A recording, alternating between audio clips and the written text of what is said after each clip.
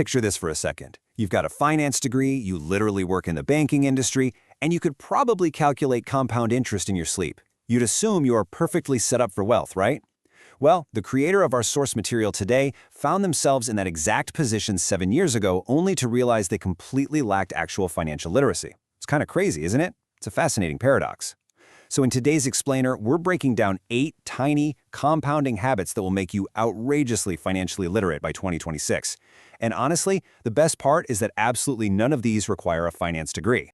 So there's this really fascinating distinction between being financially educated and being financially literate.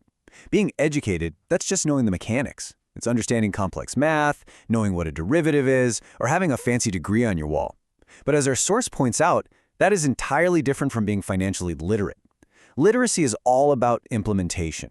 It's about practicing simple, really small behavioral changes that compound over time. The habits that are going to make the biggest difference in your financial life aren't some complicated mathematical formulas. They're accessible, everyday actions that you and I can start today. To build up this wealth pyramid, we're going to follow 4 straightforward steps: mindset and money alignment, automating your money systems, investing in your future, and finally, taking immediate action. All right, kicking things off with step 1, mindset and money alignment, shifting how you view your resources. You know, before you go overhauling your bank accounts, you've got to get the foundation right. This brilliantly illustrates where true financial literacy actually begins. The source creator did this revealing exercise where she wrote down her top priorities, things like spending quality time with close friends, staying healthy, learning new skills, and achieving financial freedom. But then, when she looked at her bank statements from the last 30 days, there was this massive disconnect. She was spending money on expensive dinners and clothes she never wore just to fit in, completely ignoring her true values. So here's a challenge for you. Write down your top 5 priorities right now. Then, pull up your last 30 days of spending. Is there a gap? Because closing that gap between what you say you care about and what you actually spend your cash on is your very first step to alignment. And you know, that alignment leads us perfectly into the next idea. Building wealth requires playing the long game in a world that is constantly pushing instant gratification. So it really comes down to how you frame it in your head. If saving money feels like a sacrifice, let's be real, you're eventually going to quit.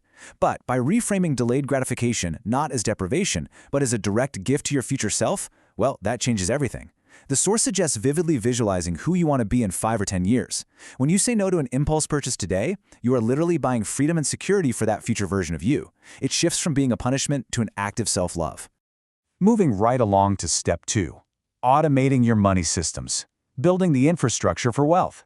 This brings us to an absolute game changer, the monthly money date. Once a month, you block out just 30 minutes. No phone, 0 distractions, just you and your bank statements. There are 3 simple steps here. First, review your past 30 days of spending just to spot any patterns. Second, check in on your broader financial goals. But the third step, this is the magic key, the rule of 1. You must set only one focus for the next month. Maybe it's reducing your takeout spending by 20% or saving an extra $200. Look, when you try to change 10 things at once, your brain just short circuits and you end up changing nothing. Giving yourself one clear target practically guarantees success. And hey, along with that monthly date, you absolutely need to automate the boring stuff. Because let's be honest, relying on your memory or sheer willpower to manually transfer savings every single month is a total recipe for failure. You should be setting up automatic systems for your fixed outgoings, your monthly transfers into a separate savings account, and even basic recurring household subscriptions like tissue rolls or skincare. By completely removing the human element, you free up so much mental space. You make the decision once, set up the system, and literally forget about it. Okay, step 3, investing in your future, accelerating your growth. Now, we all know that starting early with low-cost index funds is a huge driver of long-term wealth. But our source highlights another incredible way to accelerate your growth. Let's look at this fascinating real-world example. The creator was losing hours and hours to this endless admin loop, manually checking dates, amounts, and descriptions on invoices for her business. Instead of just suffering through it or spending weeks trying to learn how to code from scratch, she spent money to hire an AI specialist on Fiverr Pro. Within 1 week, they built a custom AI agent that fully automated her invoicing process. The headache was just gone forever.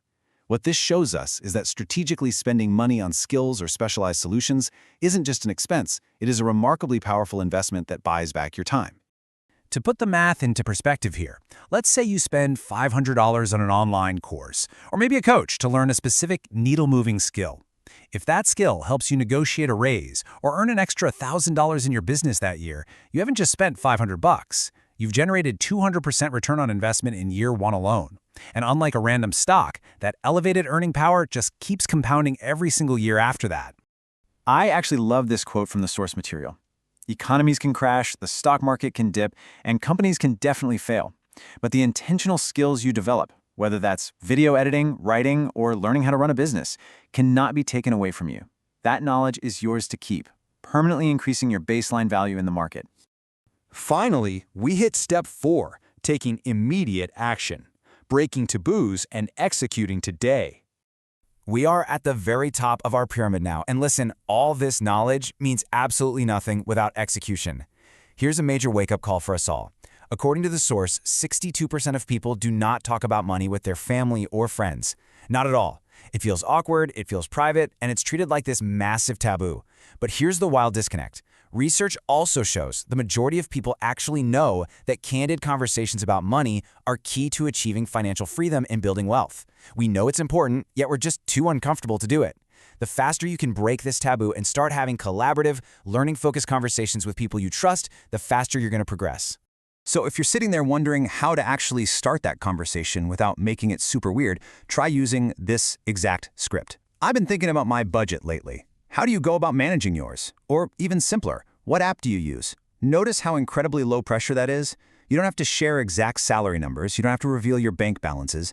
You're just approaching the topic with genuine curiosity. Everyone makes mistakes with money, and pretty much everyone wants to learn. Opening this door really removes the fear and isolation from your financial journey. Which brings us to basically the ultimate habit of financial literacy. Implementing one learning today. Look, it is so easy to consume a ton of financial content, nod along, feel super productive, and then go about your day without changing a single thing. Please don't fall into the passive absorption trap. If you learn about a better savings account today, open it before the day ends. If you hear a good budgeting tip, set it up tonight. Even tiny actions, like just checking your credit score or taking 5 minutes to update your CV, they count. It's the action that actually puts you ahead.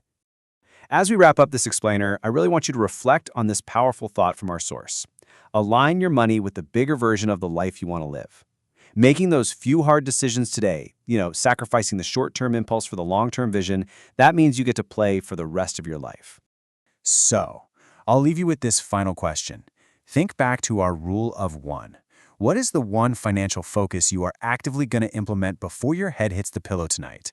Will you automate a bill? Will you text a friend about budgeting? Or will you book your very first monthly money date? Don't just close this out and move on.